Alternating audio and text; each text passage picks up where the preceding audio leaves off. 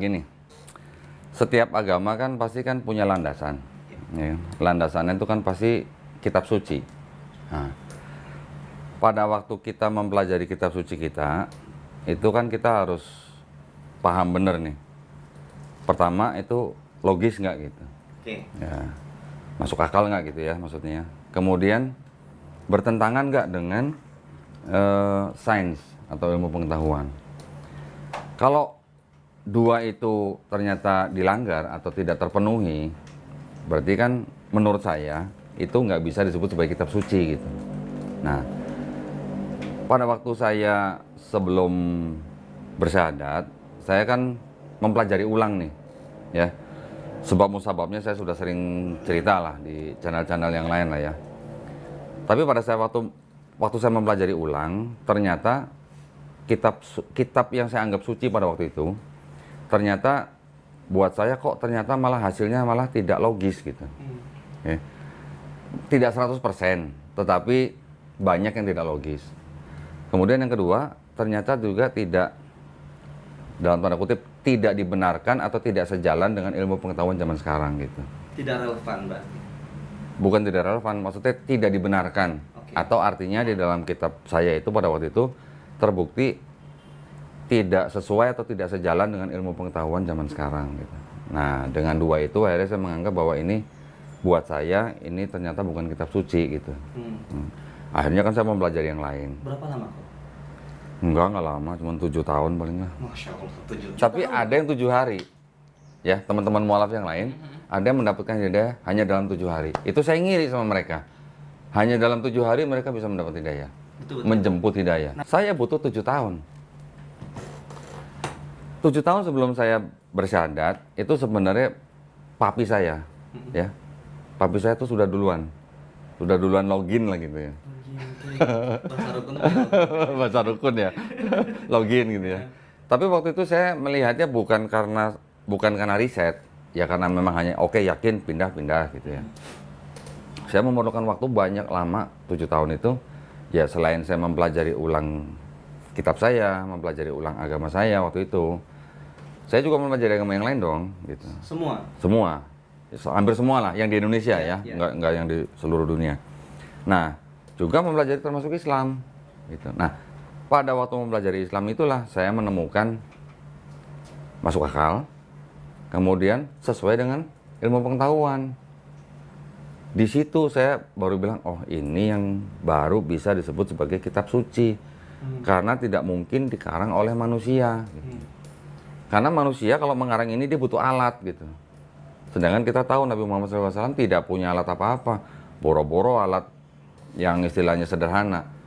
Mikroskop nggak punya, teleskop nggak punya gitu. Kok bisa ada ayat-ayat yang berhubungan dengan ilmu pengetahuan, nggak cuma di masalah embriologi, geologi, astronomi gitu.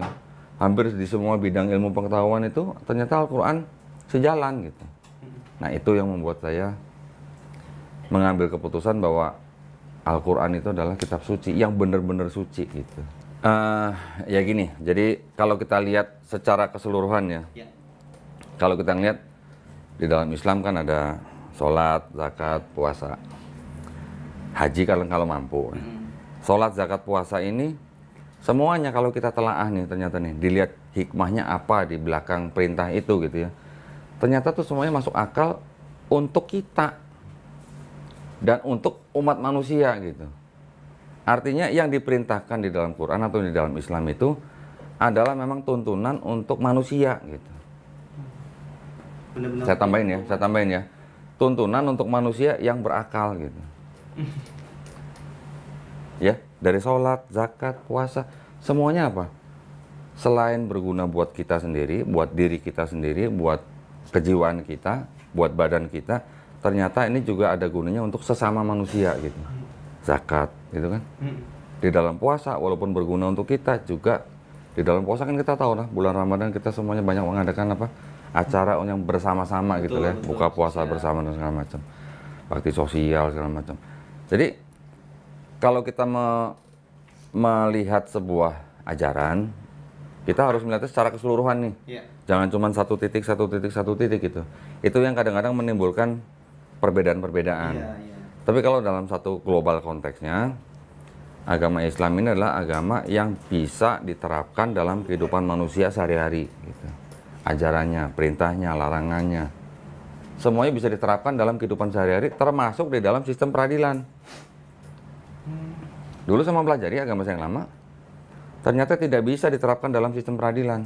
Contohnya apa itu? Bahkan di negara-negara yang mayoritas Kristen pun, ajaran mereka nggak bisa dimasukin dalam sistem peradilan. Contohnya, kasihilah musuhmu. Kalau kamu ditampar pipi kanan, kasih pipi kiri. Bisa nggak masuk peradilan kira-kira? Enggak. Kasihilah musuhmu. Iya. Bisa nggak? Enggak. Di dalam Islam, kita boleh membalas yang setimpal, ya kan? Tidak boleh berlebihan. Kita boleh balas yang setimpal, tetapi memaafkan lebih baik. Mm-mm. Bisa nggak diterapkan di Bisa. pengadilan? Bisa. Bisa.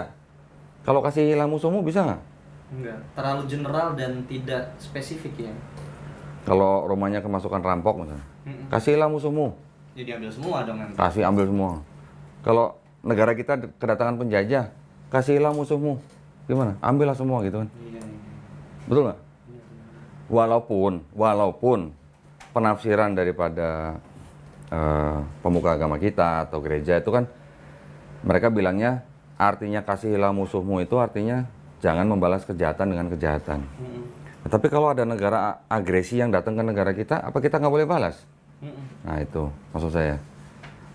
Dulu yang kita dengar dalam setiap ibadah saya, kita harus mengasihi sesama manusia. Itu betul. Itu bisa diterapkan di mana saja. Tetapi pada waktu kita kasihilah musuhmu, sudah nggak bisa jalan. Iya. Kalau ditampar pipi kanan, kasih pipi kiri. Kok rasanya kok nerimo banget gitu ya. Mm-mm. Pasrah. Pasrah banget gitu kan. Padahal kalau kita baca Bible yang istilahnya yang dengan teliti, Yesus mengajarkan murid-muridnya kalau ditampar pipi kanan, kasih pipi kiri. Tapi waktu Yesus diadilin, waktu dia diserahkan oleh imam Yahudi kepada, waktu diserahkan, ditangkap kemudian diserahkan ke imam besar untuk diadili, Yesus ditampar sama seorang penjaga. Dia nanya, kata-kata saya yang salah tuh mana gitu. Kalau ada yang salah tolong tunjukkan, kalau nggak ada yang salah kenapa kamu tampar aku gitu. Mm-mm. Itu artinya gimana? Sama nggak dengan ajarannya? Beda. Karena itu mempertanyakan dulu. Itu baru sebagian kecil gitu yang ya Mm-mm. paham ya. Jadi akhirnya saya menemukan bahwa oh ternyata ajaran ini bagus, sebenarnya bagus ajarannya, tetapi kalau orang Jawa bilang tuh apa ya, too good to be true gitu. Artinya too good to be true apa ya kalau dalam bahasa Indonesianya, terlalu muluk-muluk kali ya, Mm-mm. terlalu tinggi gitu, tapi sebenarnya nggak bisa diterapin gitu. Ini saya bukan menjelekkan agama saya yang lama, bukan. Ini menurut saya. Kalau menurut teman-teman atau saudara-saudara saya yang lain yang Kristen yang memandang bahwa oh enggak itu bisa diterapkan dan segala macam, ya monggo gitu ya. Tapi yang jelas di peradilan manapun itu nggak bisa diterapkan.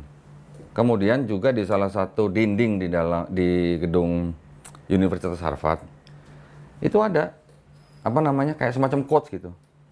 Itu universitas malah dia mengquote ayat Quran. Bukan ayat kalau ditampar pipi kanan kasih pipi kiri gitu. Apa quotes Quran? Saya lupa, cuman dari surah An-Nisa, cuman saya lupa ayatnya. Saya lupa. Itu yang jelas dari ayat Quran. Nanti kalau mau dilihat fotonya ada sebenarnya, cuman harus cari dulu ya. Nantilah mungkin ditampilin ya. Betul, betul. Bisa ditongolin ya nanti ya. Nanti saya kasih fotonya. Nah, jadi itu bukti bahwa ajaran Islam itu bisa diterapkan di mana saja di kehidupan manusia, baik di kehidupan bermasyarakat maupun sampai ke pengadilan. Kalau yang namanya kita boleh membalas yang setimpal, itu artinya butuh pengadilan nggak? Betul. Butuh. Mm-mm. Karena kita boleh membalas. Kalau orang membunuh, kita boleh balas dengan yang setimpal. Betul. Membalas dengan setimpal bisa dengan dibunuh juga ataupun juga dipenjara gitu.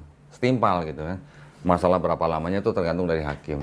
Tetapi kita bisa membalas yang setimpal artinya kita ada media untuk membalas di pengadilan. Tapi kalau sudah kasihilah musuhmu, perlu pengadilan nggak? Udah nggak perlu lagi. Nggak perlu. Nah itu maksud. Karena di dalam Islam mengenal rasis nggak? Enggak. Nggak. Pesan Nabi Muhammad SAW sebelum beliau wafat, orang Arab tidak lebih baik daripada orang kulit putih. Orang kulit putih tidak lebih baik daripada orang Arab. Yang terbaik dari mereka yang apa? Apanya yang terbaik dari mereka? Yang Arab maupun yang non-Arab? takwanya. Jadi di ajaran Islam saya menemukan bahwa tidak ada diskriminasi, tidak ada rasis, ya kan? Di Islam juga kita mengenal bahwa Allah menciptakan bangsa-bangsa yang berbeda-beda supaya apa? Supaya kita saling mengenal. Betul. Gitu kan? Artinya tidak boleh merendahkan. Setiap manusia di hadapan Allah Subhanahu wa taala semua kedudukannya sama. Ya kan? Kalau orang Arab tidak lebih baik daripada orang non-Arab, orang non-Arab tidak lebih baik daripada orang Arab, tetapi yang paling baik dari antara mereka adalah yang paling bertakwa. Iya. Artinya yang dilihat daripada Allah Subhanahu wa taala apanya? Bukan warna kulitnya, Betul. bukan rasnya, tapi takwanya gitu. Sedangkan di agama-agama lain kita bisa melihat bahwa ada yang berdasarkan kasta. Ya. Dia dapat kasta tinggi kalau dia lahir di mana, dia lahir dari siapa. Oke. Kemudian ada agama juga yang terlalu eksklusif, hanya untuk kaum atau suku tertentu gitu. Iya. Betul kan? Ada juga agama yang tidak menekankan pada konsep ketuhanannya, tapi hanya konsep seperti filosofi jalan kehidupan aja gitu. Tetapi mengenal Tuhan siapa yang menciptakan kita kurang ke situ gitulah. Jadi itu hanya semacam filosofi gitu. Nah ini yang akhirnya saya tidak bisa mengikuti karena ada hal-hal seperti itu. Sebenarnya ada satu agama selain Islam yang sebenarnya sama-sama tauhid, sama-sama monoteis, yaitu agama Yudaisme. Nah. Yahudi berarti. Yudaisme. Tetapi Yudaisme ini seperti tadi saya bilang, ini sebenarnya dia sangat eksklusif, hanya untuk orang-orang Israel, gitu ya. Dan orang-orang yang non Israel sama mereka dianggapnya ya disebutnya sih goyim gitu ya. Pengertiannya mungkin saya nggak usah terlalu jelasin dalam-dalam di sini lah. Tetapi artinya mereka hanya eksklusif hanya untuk orang Yahudi. Oke, orang non Yahudi boleh menjadi pelaku Yudaisme boleh. Tetapi kalau di dalam darah dia bukan tidak ada darah Yahudi, terutama dari darah ibunya, atau tidak ada kesukuan dari darah ayahnya, dia tidak akan diakui sebagai orang Yahudi.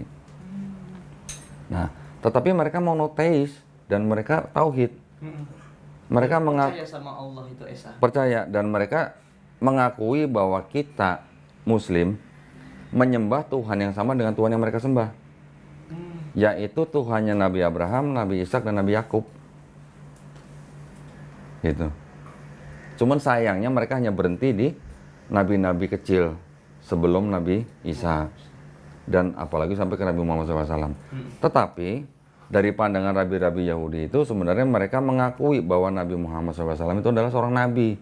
Cuman bukan nabi untuk mereka gitu loh. Sebagai nabi tapi bukan nabi untuk bangsa Yahudi. Bangsa untuk semua bangsa yang lain lah gitu. Dan rabi-rabi Yahudi sendiri mengakui bahwa Muslim ya itu bukan penyembah berhala. Mereka murni menyembah Tuhan yang Esa, Tuhan yang sama yang disembah oleh bangsa Yahudi, yaitu Tuhannya Abraham, Ishak dan Yakub. Dan mereka bisa bilang bahwa Islam itu kan semacam kayak apa ya? Kayak kata kerja gitu loh ya. Berserah diri, Betul. patuh, tunduk, taat, apa namanya?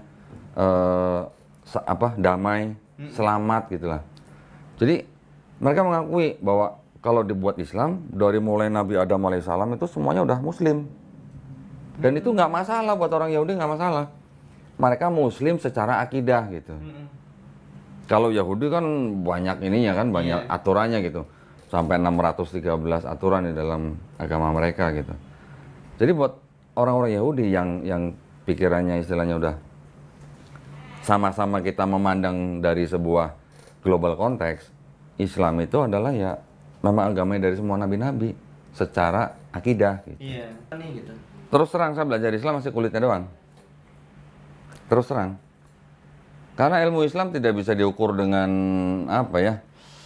Dengan kemampuan orang itu mungkin hanya bisa baca Quran atau hanya mengenal hadis atau hanya mengetahui konteks dalam Quran, tidak bisa dikenal hanya dengan itu gitu.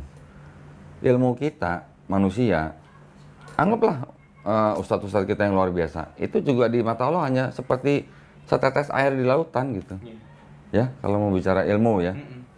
Tetapi artinya minimal kita sudah paham, minimal kita sudah bisa merasakan nikmatnya bertauhid. Itu kan nikmat yang paling tinggi buat seorang manusia kan. Iya. Nikmat Islam kita itu adalah nikmat yang paling tinggi buat kita gitu. Mau apa lagi, mau nikmat apa lagi coba? Saya setelah saya mengetahui Islam, setelah saya mengetahui Quran, saya tidak lagi menyebut kitab itu sebagai Alkitab. Karena Al-Quran juga ternyata disebut sebagai Alkitab. Iya. Oke. Jadi untuk kitab-kitab ini yang saya panjang di sini, walaupun tulisannya Alkitab, saya nyebutnya Bible aja. Oke. Bible atau sejauh-jauhnya Holy Bible. Tulisannya kan ada yang Holy Bible. Iya. Buat saya Bible itu oke. Ini adalah kumpulan daripada tulisan orang-orang sebanyak kurang lebih 40 orang di dalam rentang waktu kurang lebih 1.500 tahun. Ya, dari mulai perjanjian lama sampai perjanjian baru. Ditulis oleh kira-kira 40 penulis. Nah, kalau di Islam, kita taunya Quran, oke yang menulis sahabat-sahabat Nabi, oke yang nulis banyak. Berdasarkan hafiznya ya. Ya, tetapi isinya kan semuanya langsung dari Allah Subhanahu wa taala melalui malaikat Jibril alaihissalam kepada Nabi Muhammad SAW diteruskan kepada sahabat-sahabatnya untuk dituliskan. Tetapi sebenarnya secara tradisinya Quran itu tidak diturunkan secara tulisan. Iya. Tetapi secara oral gitu atau hafalan gitu. Iya. Ya kan? Makanya Quran dijanjikan untuk dijaga itu bukan dijaga tulisannya, bukan dijaga mushafnya. Silakan bakar mushaf di seluruh dunia. Silakan musnahkan semua soft copy yang ada di laptop atau di komputer. Silakan semua hancurkan. Dalam waktu dekat, dalam waktu singkat, itu bisa langsung bisa dibentuk lagi, direkonstruksi lagi. Oleh siapa? Oleh hafiz-hafiz Quran. Dan itu tidak ada yang berubah sama sekali. Nah, Masya Allah. tapi coba ini semuanya dibakar. Yang di seluruh dunia dibakar. Soft copy di komputer dibakar. Yang Bible nih. Bisa nggak terbentuk lagi? Nggak bisa. Nggak ada yang hafal Bible, nggak ada. Itu bedanya. Gitu. Makanya kita kan juga mengetahui bahwa di dalam Quran membenarkan ya kitab-kitab yang sudah diturunkan sebelumnya. Taurat, Zabur, Injil. Oke. Tetapi ketiga kitab yang diturunkan ini kan tidak dijanjikan untuk dijaga. Hanya kepada Bani Israel. Di masa itu aja. Dan hanya pada zaman itu. Ya.